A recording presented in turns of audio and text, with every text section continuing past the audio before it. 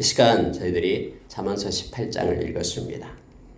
잠언서 18장에서 우리가 몇 가지를 깊게 묵상할 말씀들이 있습니다. 그리고 우리의 삶의 지혜가 또 18장에 군데군데 나오고 있습니다. 함께 묵상하고 기도하는 시간을 갖겠습니다. 여러분 1절을 보면 무리에게서 스스로 갈라지는 자는 자기 소욕을 따르는 자라 온갖 참 지혜를 배척하느니라 라고 되어 있습니다. 여러분 무리라 그러면은 여기서는 하나님을 섬기는 거룩한 무리들을 나타내고 있죠. 하나님을 섬기면서 거룩한 무리 가운데 하나님께 찬양하고 경배하는 무리 가운데에서 그래서 스스로 갈라지는 자는 스스로 떠난다라는 거예요. 그는 자기 소욕을 따르는 자라고 말합니다. 결국 여러분 우리가 아모스서 3장에서도 역시 그랬듯이 마음이 같지 않으면 끝까지 동행을 못합니다.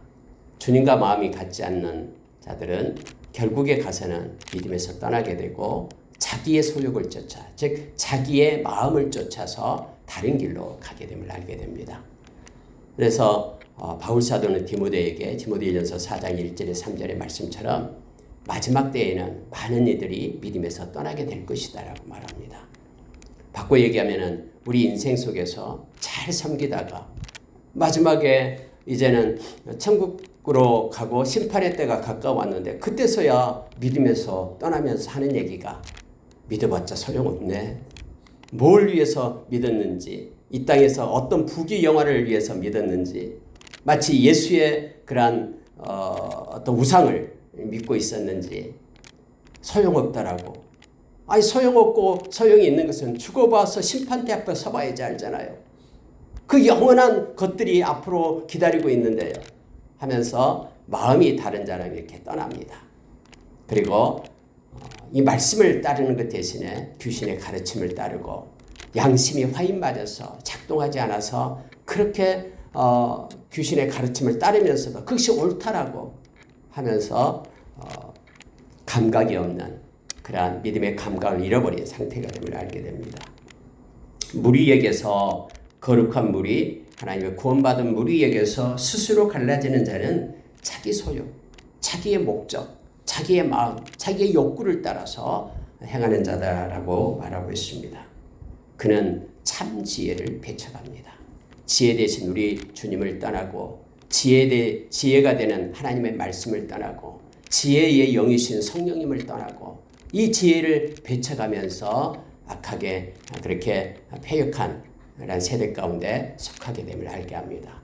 구원의 반열에서 떠나서 그렇게 악한 무리 가운데 속해서 특히 하나님을 이렇게 멸시하고 또 믿는 자들을 이렇게 배척하면서 핍박하는 자리에까지 이르게 됩니다. 저와 여러분이 갈라디아서 2장 10절의 말씀처럼 우리 안에 사시는 그리스도와 같은 마음을 품고 나가기를 원합니다. 빌립보서 2장 13절의 말씀처럼 하나님의 뜻이 우리 마음에 소원이 되어 우리의 소원과 하나님의 뜻이 같아서 늘 우리가 믿음 안에서 주님께 영광 돌리는 주님과 동행하는 아름다운 삶을 사는 우리가 되기를 원합니다. 요한복음 15장 13절 이하 15절 보면 예수님이 우리의 친구가 된다고 말하죠. 그래서 같은 마음을 가지고 평생 예수님이 우리의 친구가 되어 우리를 떠나지 않고 함께 하신다라고 약속하신 것처럼 주님과 같은 마음을 가지고 이렇게 친밀하며 마음을 나누며 우리 인생의 마지막 때까지 주님과 동행하는 삶을 사는 저와 여러분 되기를 원합니다. 깨끗한 마음으로 주를 부르는 자들과 함께하며 그들에게서 떠나지 말고 하나님의 의와 믿음과 사랑 그리고 하나님이 주신 화평을 쫓는 저와 여러분 되기를 원합니다. 늘 우리가 믿음의 권속들과 함께 기도의 동역자들과 함께 우리의 남은 생을 동역하며 함께하며 하나님이 기뻐하는 자리에 우리가 머물기를 원합니다. 여러분 2절에 보면은 미련한 자는 명철을 기뻐하지 아니하고 자기의 의사를 드러내기만 기뻐하느니라. 이게 특징이죠. 귀를 닫고 자기의 말만 합니다. 그리고 자기의 마음에 맞지 않으면 정죄합니다. 판단하고 비판합니다. 그러나 지혜로운 자는 요즘에 특히 아까도 기도했습니다만 막 이념 논쟁을 하게 될 때 자기 생각만 말하는 거예요. 그래서 자기 논리로만 막 맞지 않으면은 이렇게 적으로 세우고 비판을 합니다.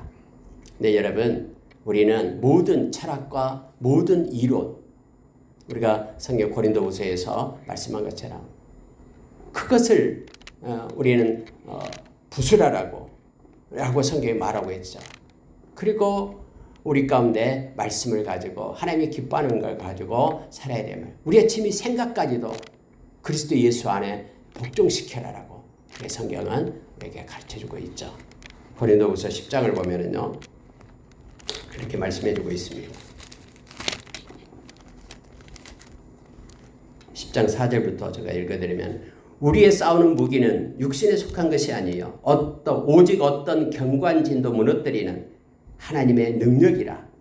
모든 이론을 무너뜨리며, 이 이론이다 그러면 철학과 사상, 이론, 이념들 모든 것을 말합니다. 하나님은 아는 것을 대적하여 높아진 것을 다 무너뜨리고 모든 생각을 사로잡아 그리스도에게 복종하게 하니 너희의 복종이 온전하게 될 때에 모든 복종하지 않는 것을 버리려고 준비하는 중에 있노라 라고 바울사도는 디모데에게 말합니다. 우리의 모든 이론과 우리의 생각을 그리스도께 사로잡아 복종시킨다라는 것은 말씀 아래 둔다라는 뜻임을 우리가 기억하기를 원합니다. 미련한 자는 그래서 이 다른 것, 명철, 지혜 기뻐하지 않습니다. 뭘 기뻐하냐? 자기의 뜻을 따르는 이들만 기뻐해요. 그래서 줄을 세우고 분리를 시킵니다. 분열함을 이루게 됨을 알게 합니다. 여러분, 악한 자가 이를 때에는 멸시가 오고 부끄러운 것이 이를 때에는 능력도 함께 온다라고 성경 말합니다.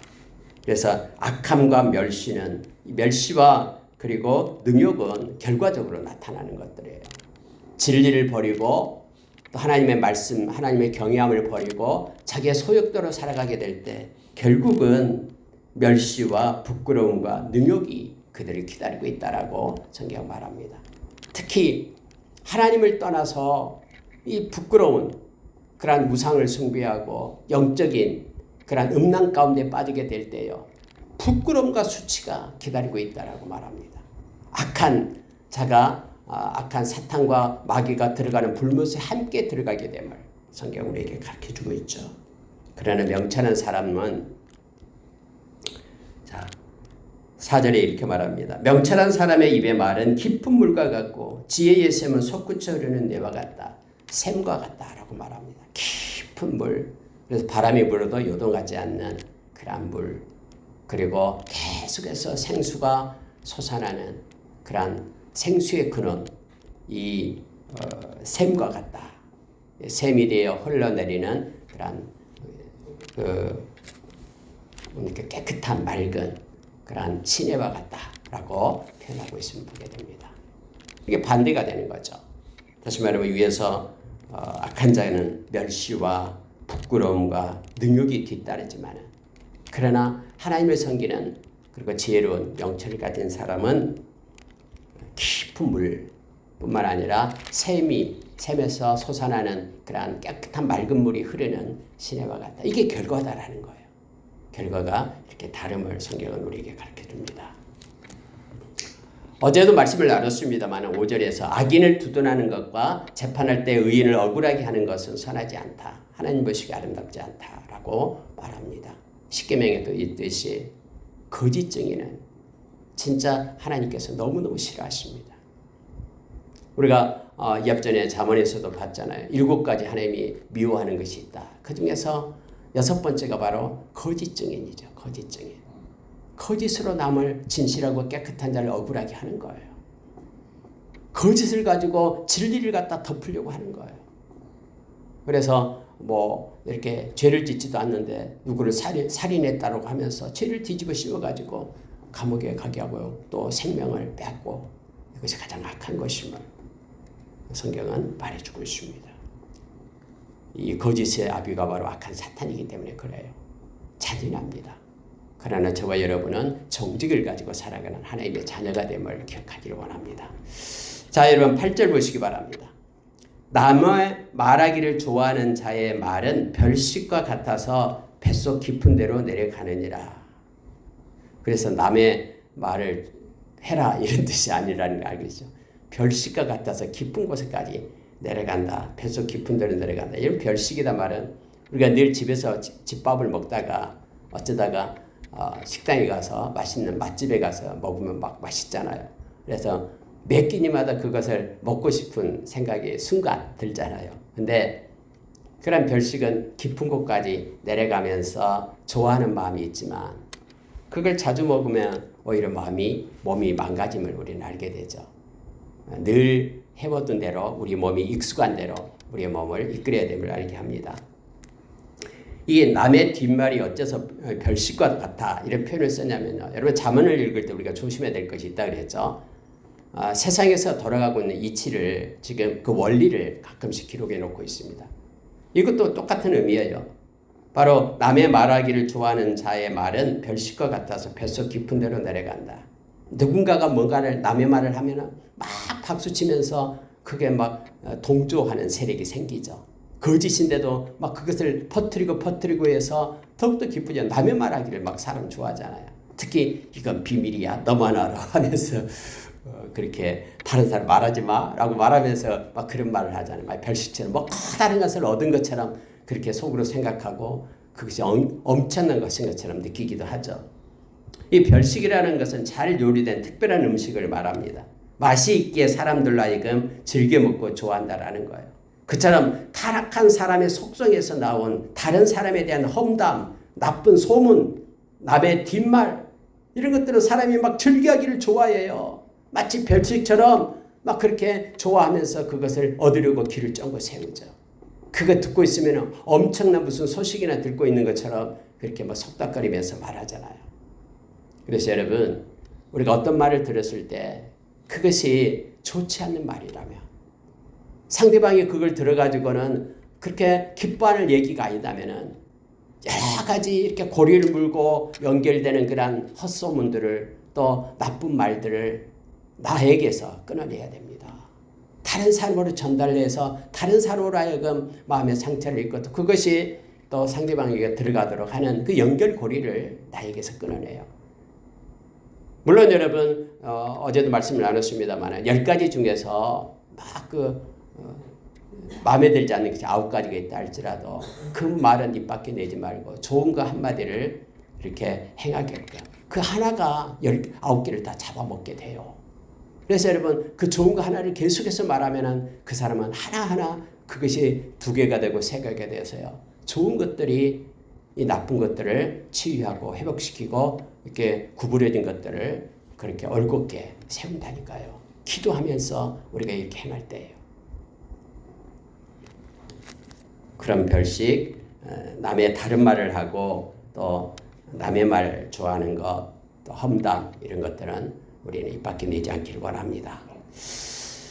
자, 9절을 보면은 자기 일을 게을리하는 자는 패가하는 자의 형제이니라. 성경은 참 표현을 너무 잘하는 것 같아요. 여기서 내 일인데 내 알아서 하는 거야 하면서 뭐 내 일을 내가 게으르게 하든 여유있게 하든 이 여유와 게으른 건 틀려요. 여유라는 것은 이미 해놨기 때문에 여유를 누리는 거고요. 게으르다라는 것은 해놓지 않고도 그냥 시간만 쭉 연기하고 있는 것이죠. 그래서 여러분 우리가 여유 있는 삶을 산다라는 것은 게으른 삶이 아니에요. 또 부지런한 사람이 여유 있는 삶을 사는 거예요.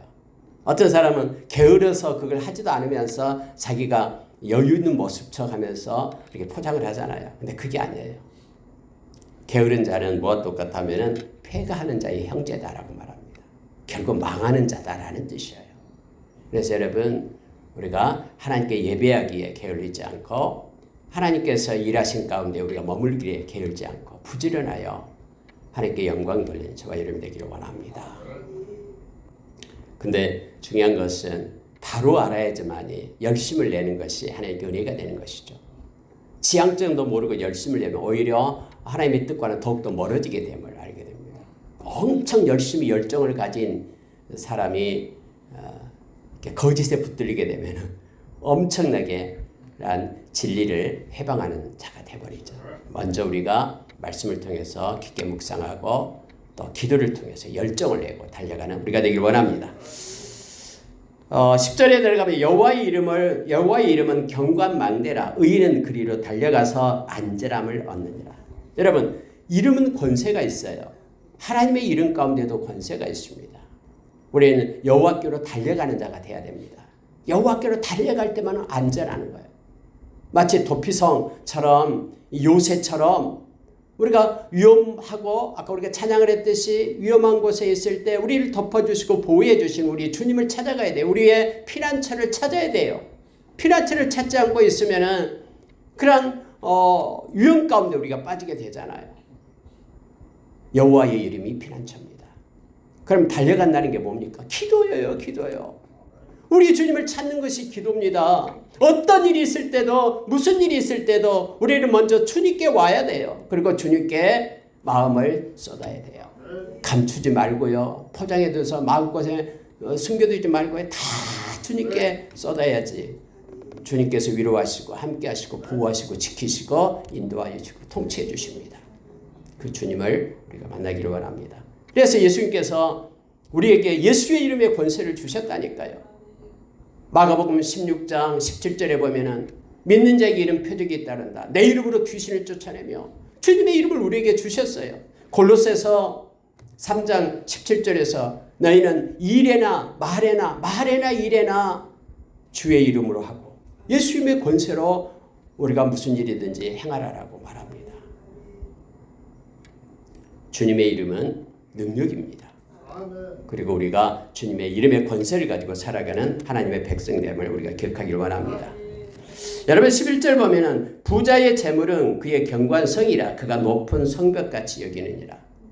여러분 이것도요 세상의 논리를 지금 적어놓고 우리로 깨닫게 하기 위해서 쓴 말이에요.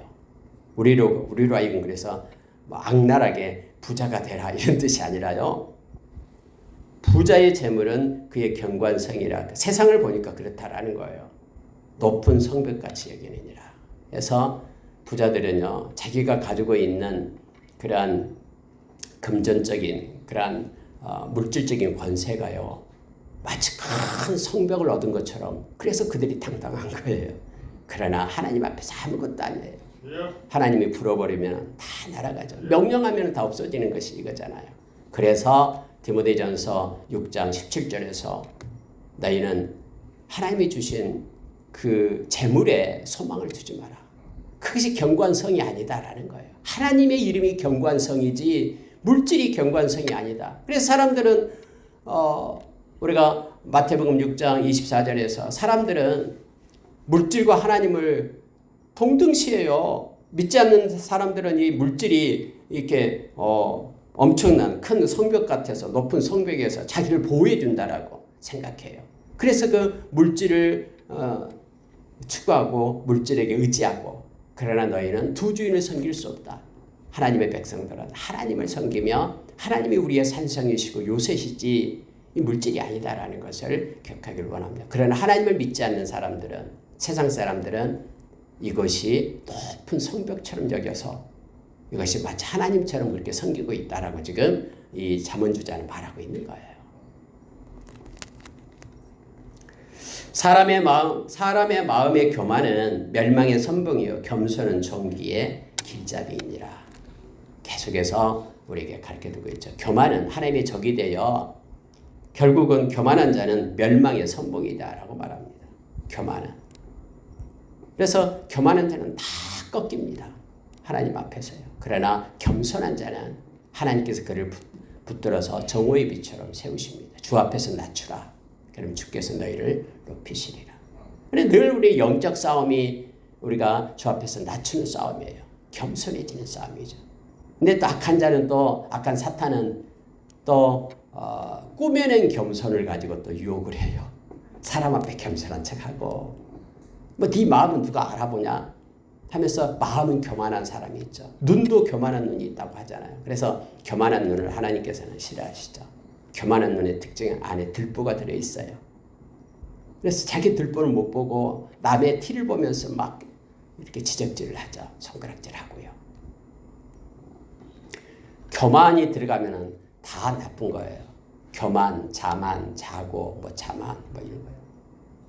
자랑, 자기를 높이고 상대방을 그렇게 얕보고 겸손한 자는 남을 나보다 낮게 여기는, 그리고 예수 그리스도 십자가 때문에 주님이 존귀하게 여겼다는 그것 때문에 존귀하게 여기며 또 겸손 그 위에 하나님의 것으로 채우고 하나님을 바라고 약함을 또 하나님께 감사로 돌리면서 하나님의 강함으로 채우는, 그래서 하나님과 동행할 수 있는 자는 겸손한 자예요. 겸손한 자는 하나님께서 그 영을 살리고 또 기쁨을 허락해 주심을 합니다.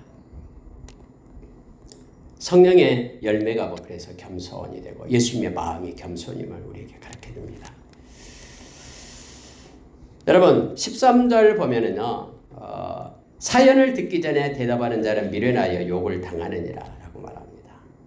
성경에서 잠언에서 특히 말해주고 있는 것이죠. 사연을 다 듣기도 전에 막 화부터 내면서 자기 말을 쏟아붓는 이들이 있잖아요. 근데 이것이 잘못됐다라고 말합니다. 정확하게 다 듣고 나서 판단해도 늦지 않습니다. 그리고 나서 기도하고 하나님 주신 마음 가지고 판단하면 됩니다. 막 듣기도 전에 자기 판단, 자기 그런 그럴싸한 경험치를 가지고 생각해내 가지고 그렇게 비난해서는 안 된다라는 거예요. 여러분 거기에서 또 역시 나오고 있습니다. 밑에서도 나오고 있죠. 결국 처음에 하는 사람이 말할 때에는 옳은 것 같지만은 마지막에 하는 사람이 또 그 말을 들으면은 그게 또 바꿔지는 것을 우리는 재판에서도 많이 보잖아요. 조급해서는 안 됩니다. 점점점 세상은 조급해 가는데요. 이 조급해서는 안 되고요. 하나님께 묻고 하나님의 때는 정확하기 때문에요. 하나님께 맡기고 하나님의 때를 기다리는 지혜로 살아야 됩니다. 카이로스의 하나님의 때를 기다리는 지혜가 우리 가운데 있기를 원합니다.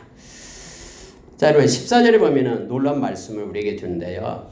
사람의 심령입니다. 내면적인 이 심령을 얘기하죠. 그의 병을 능히 이기려니와 라고 말합니다. 대부분 사람의 마음의 병이 깊어지게 될 때 몸도 따라서 병이 들게 됩니다.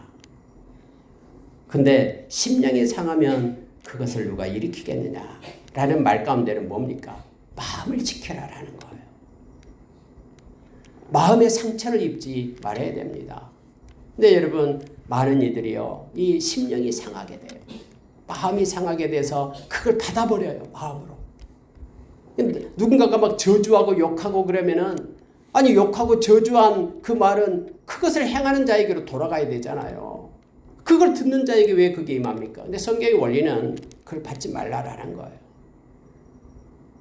그래서 내가 받지 않겠다라고 마음의 문을 닫고요. 생각의 주머니를 잠그세요.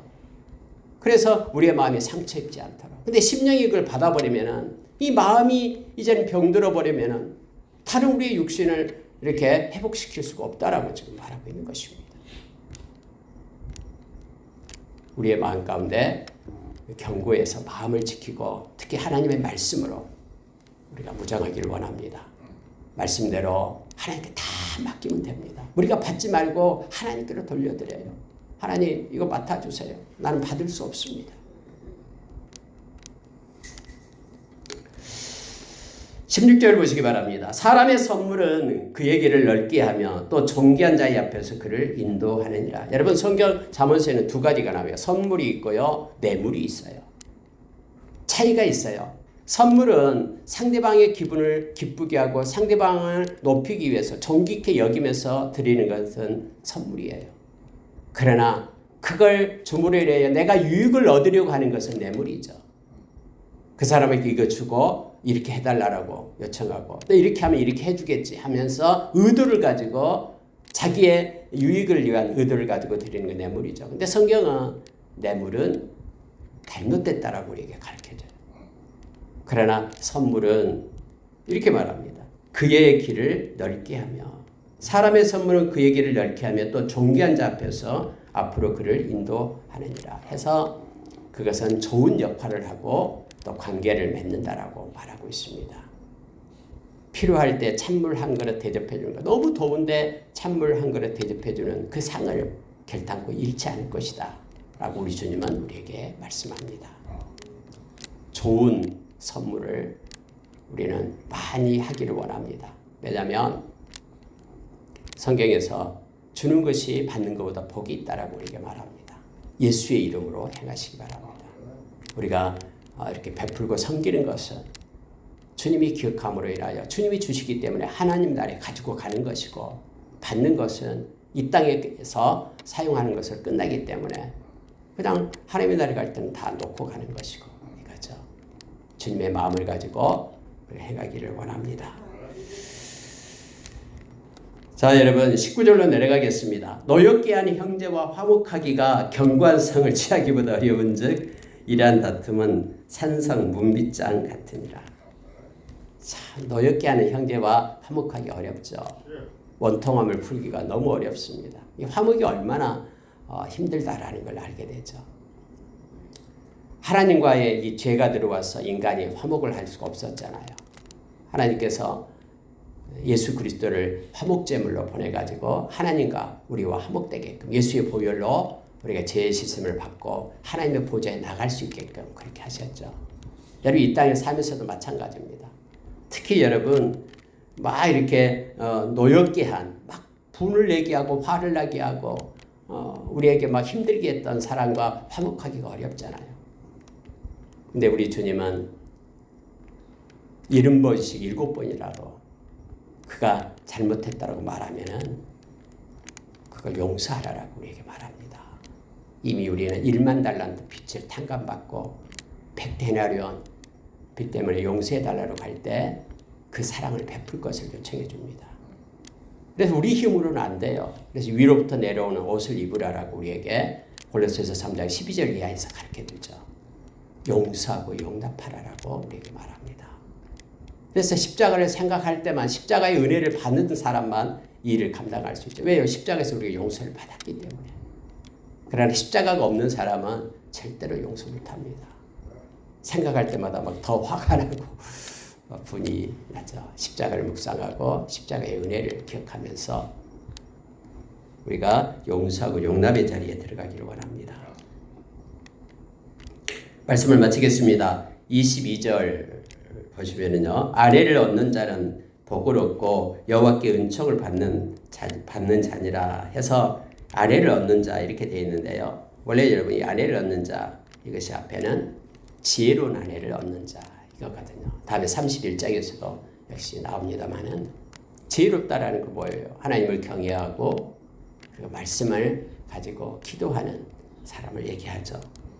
그래서 여러분 자녀의 그런 배우자를 놓고 기도할 때요, 지혜로운 그런 아내를 달라고 기도하십시오. 말씀의 사람, 기도의 사람, 하나님을 사랑하는 자를 배우자로 달라고 남편이든 아내든 그렇게 자기 자식을 놓고 기도할 때 그렇게 하시기 바랍니다. 이게 엄청난 거거든요. 역적으로. 아내를 얻는 것이 복을 얻고 여호와께 은총을 받은 자니라 라고 말하고 있습니다. 그러면 혼자 사는 사람들은 그러면은 저주받은 거 이게 이런 뜻이 아니에요. 또 악한 아내를 얻으면 혼자 사는 게 낫다라고 성경 또 잠언서에 또 얘기합니다. 그러니까 여러분 바울 사도도 혼자 살았는데요. 어쨌든 우리가 기도하며 나갈 때 믿음의 동역자, 가장 가까이 있는 사람들이 믿음의 동역자, 기도의 사람 되게 해달라고 기도하며 내가 또한 그런 역할을 감당하는 저와 여러분이 되기를 원합니다. 마지막 24절 보면은요, 많은 친구를 얻는 자는 해를 당하게 되거니와 어떤 친구는 형제보다 친밀하니라 라고 되어 있죠. 어떤 사람은 친구가 많다라는 것을 자랑을 합니다. 그런데 성경은 이렇게 넓게 많은 친구를 사귀는 것보다도 진실된 친구를 사귀라라고 말합니다. 여기서도 어떤 친구는 이 말은 아주 진실한 친구, 형제보다도 더 친밀한다라고 말합니다. 하나님은 우리에게 믿음의 친구들을, 믿음의 동역자들을 주었습니다. 그리고 우리가 스스로가 믿음의 동역자가 되어야 됩니다. 이 땅에서 가장 행복한 사람은 기도의 동역자, 말씀의 동역자가 있는 사람들입니다. 그래서 우리가 늘 기도하는 사람이 되고 또 사랑하는 사람들을 위하여 늘 중보 기도자로 서는 저와 이름 되기를 원합니다. 믿지 않는 영혼들을 위해서도 우리가 기도하면서 나가는 자 되기를 원합니다. 근데 예수 그리스도가 우리의 친구다라고 말합니다. 주님은 영원히 우리와 친구가 되어서 우리와 동행하게 될 것입니다. 오늘 하루도 친구 되신 주님과 함께 동행하며 하나님께 영광 돌리는 귀하고 복된 시간들이 되기를 원합니다. 함께 기도하겠습니다.